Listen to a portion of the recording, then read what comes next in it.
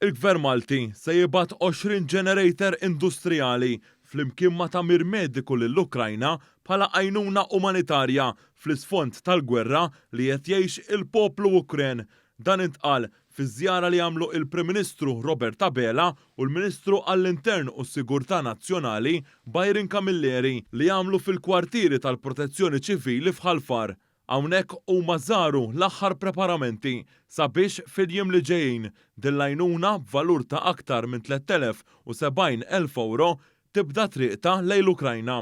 Din l-għajnuna se ssir permezz tal-Mekkaniżmu Ewropew għal protezzjoni ċivili li permezz tiegħu pajjiżna qed joffri għajnuna umanitarja b'urġenza. Hawnhekk il-Prim Ministru Robert Abela għalli Malta se tibqa' tibgħat sinjal ċar ta' appoġġ u turi solidarjetà mal-poplu Ukren f'dan iż-żmien diffiċli. Bħala membru fil-Kunsill tas-Sigurtà tan-Nazzjonijiet Uniti, Malta se tkompli titkellem favur il-paċi u anke it-tmiem tal-gwerra fl-Ukrajna.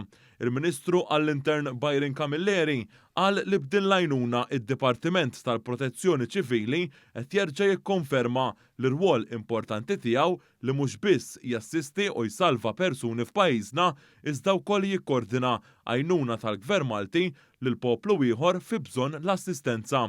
Dawn il-generators ġew iffinanzjati mill-Ministeru għall-Intern u s-Sigurtà Nazzjonali, mill-Ministeru għall-Ambjent, l-Enerġija u l-Intrapriża u mill-Ministeru għall-Affarijiet Barranin u Ewropej, flimkien mal-Kunsill Lokali ta' San Lawrenz Għawdex. Dan filwaqt li t-tamir mediku ġie ffinanzjat mill-Ministeru għas-Saħħa.